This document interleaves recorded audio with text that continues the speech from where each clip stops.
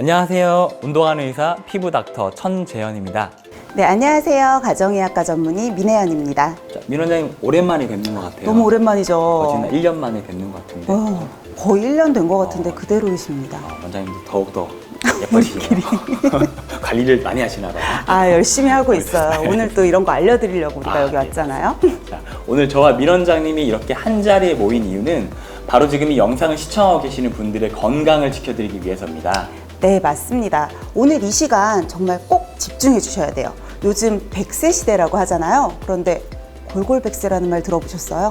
지병을 앓으시면서 막 아프게 힘들게 골골거리면서 100세까지 사시는 것이 아니라 건강하게 즐겁게 즐기면서 100세까지 살기 위해서라면 오늘 이 시간 꼭 집중해 주셔야 합니다. 네, 자 집중. 자, 민 원장님 요즘 건강 관리하면 가장 뜨겁게 핫 이슈가 되는 단어가 있다고 합니다. 바로 최종 당화산물. 아, 그렇죠. 건강 관리의 가장 중요한 지표가 되고 있다고 하는데요. 자, 최종 당화산물 과연 어떤 물질인가요? 네, 이 요즘 건강 관리에 관심이 좀 있다 하시는 분들은 이미 최종 당화산물에 집중하고 계시다고 하는데요. 최종 당화산물은 영어로 AGE라고 해요. Advanced Glycation End Product라고 하는데요. 말은 좀 어렵지만 최종 당화산물은 우리가 섭취하는 단백질이나 지방, 지질 같은 것들이 당과 결합하면서 생성되는 물질이에요.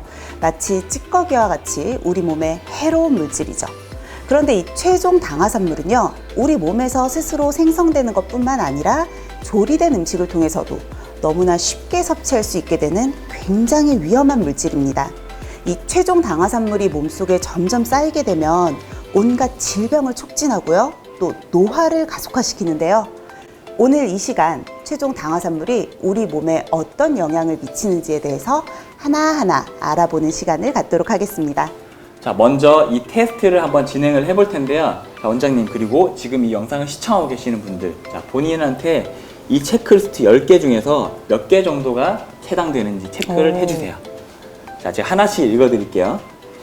치킨, 돈가스, 그리고 계란 프라이 등 기름을 이용하여 조리한 음식을 좋아한다. 고기는 주로 스테이크, 삼겹살, 갈비 등 고온에 익힌 것을 좋아한다. 저 좋아하는 것만 있네. 생선은 회보다 고온에 익힌 구이를 좋아한다. 익히지 않은 야채를 즐겨 먹지 않는다. 달고 맵고 짠 자극적인 음식을 좋아한다. 같은 연령대보다 주름이나 기미가 신경 쓰인다. 현재 흡연자이거나 흡연 경험이 있다. 평균 체중 이상이다. 해변에서 태닝을 즐겨한다. 그리고 건강 진단 시 혈당 수치가 높거나 혹은 당뇨병이다. 마지막으로 외출 시 자외선 차단제를 잘 바르지 않는다. 자, 10가지입니다. 여러분 혹시 체크해 보셨나요?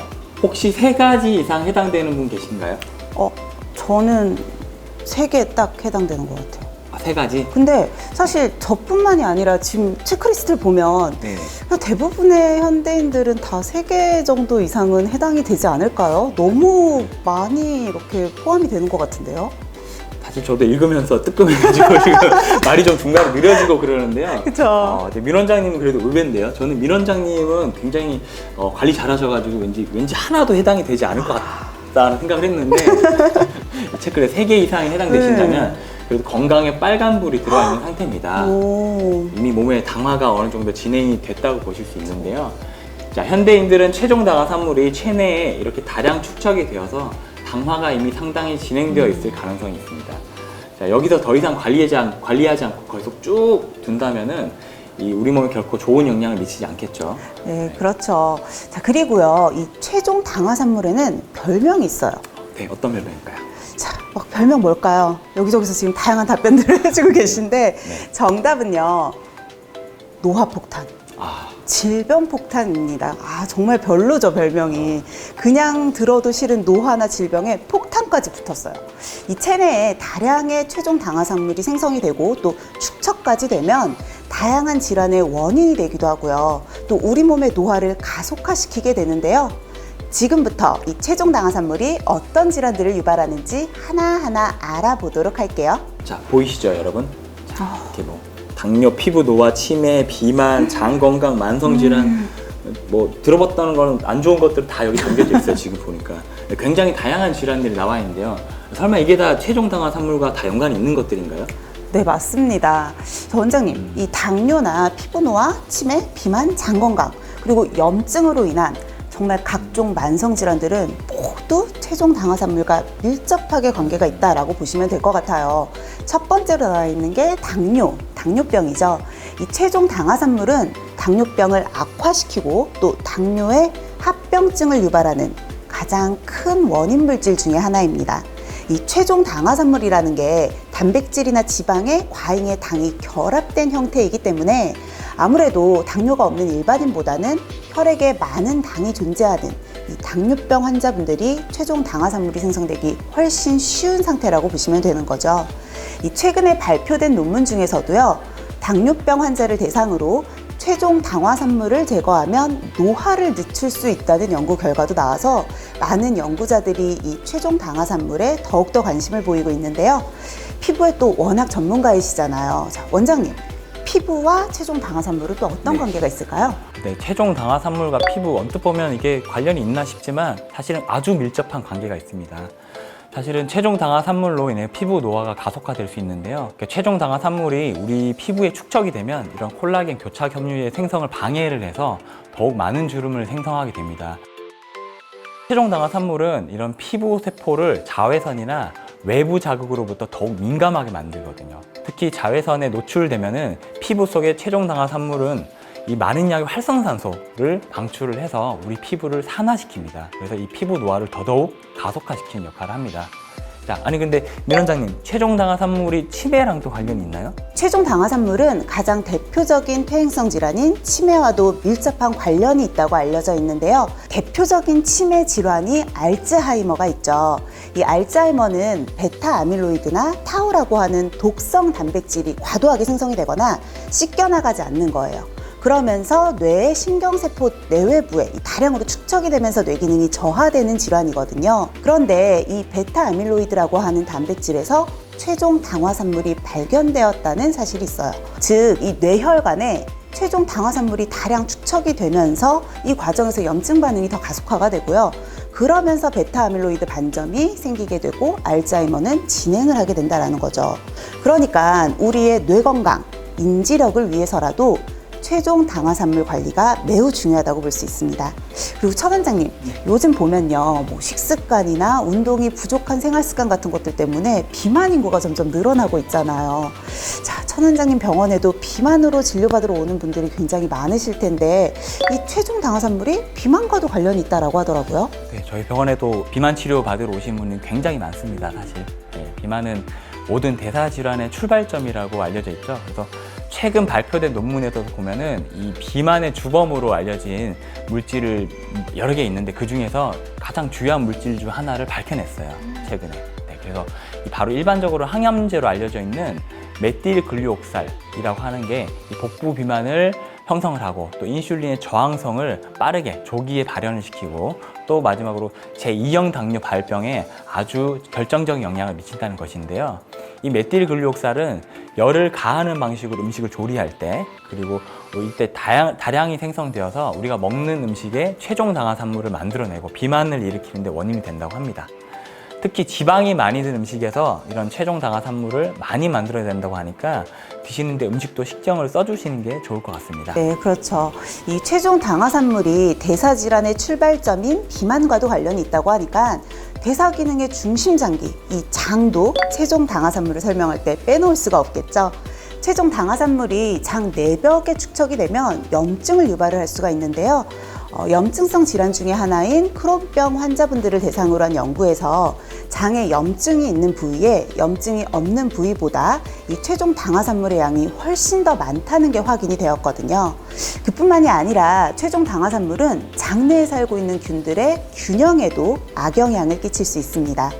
고온에서 음식을 조리하게 되면 일부 단백질이나 탄수화물이요, 인체가 가지고 있는 소화효소로 분해할 수 없는 형태로 변성이 되는데요. 이러한 음식을 지속적으로 섭취하게 되면 장내 유해균이 좋아하는 환경이 만들어지게 되죠. 자, 최종 당화산물이 장내 유해 박테리아의 성장을 촉진시킨다는 연구 결과도 있습니다. 최종 당화산물 정말 우리 몸 구석구석 안 좋은 영향을 많이 미치네요. 네, 근데 원장님 저는 요즘 무리하게 운동을 한 날에는 좀 가끔 무릎이 조금 시리기도 하거든요. 벌써? 원장님 관절 괜찮으신가요? 여름은 괜찮습니다. 자, 영상을 시청하고 계신 여러분, 하루하루 세월이 흘러가면서 이렇게 관절에 통증 오시는 분들 안 계신가요? 저는 만성질환 중 하나인 이런 관절염도 체중 당화 산물과 굉장히 깊은 관계가 있습니다. 보통 나이가 들면서 진행되는 관절염을 퇴행성 관절염이라고 하죠. 나이가 들면서 연골의 탄력이 떨어지고 또 작은 충격에도 쉽게 연골이 갈라지고 찢어지고 또 떨어져 나가면서 관절과 관절 끝이 서로 부딪히게 되면서 극심한 통증이 발생하게 되는데요. 이런 체중 당화 산물이 연골에 축척이 되고 염증을 일으키면서 관절염 발생의 원인이 되는 것이죠. 자, 그렇다면 민 원장님, 만병의 씨앗이 되는 이 염증은 체중 당화 산물과 어떤 연관이 있을까요? 네, 이 만병의 씨앗 또 전신 질환의 원인이 되는 염증 또한 체중 당화산물과 아주 깊은 관계가 있습니다. 지금 이 영상을 시청하고 계시면서 난 아직 젊은데? 난 젊으니까 괜찮을 거야 라고 안심하고 계신 분들도 분명 계실 거예요.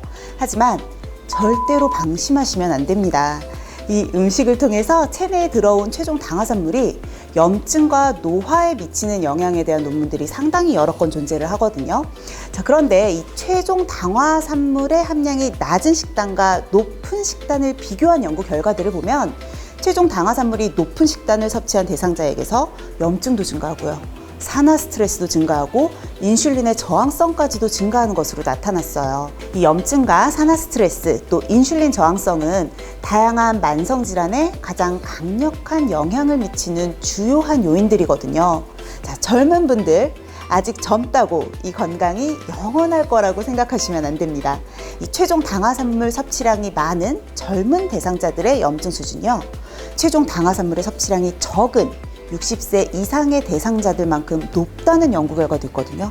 그러니까 젊다고 해서 방심하지 마시고 체중 당화산물 관리를 꼭 해주셔야 합니다. 네, 젊다고 해서 방심은 금물이고요. 만병의 근원인 체중 당화산물, 이것들이 혈액을 타고 다니면서 우리 몸 이곳저곳을 공격을 하네요. 자, 그렇다면 이 체중 당화산물은 어떻게 해야 우리가 최대한 피할 수 있을까요? 네, 이 노화폭탄, 질병폭탄인 체중 당화산물 피할 수 있다면 당연히 피해야겠죠. 네. 또 제거할 수 있다면 어떻게든지 제거해야 하고요. 다음 시간에는 이 체중 당화산물이 도대체 어떤 존재이길래 이런 다양한 질병들을 유발하는지 또 어떤 경로를 통해서 우리가 섭취하게 되는지에 대해서 알아보는 시간을 갖도록 하겠습니다. 다음 시간도 꼭 집중해서 시청해 주세요. 네, 감사합니다. 이상 닥터 천재현 민혜연이었습니다. 감사합니다.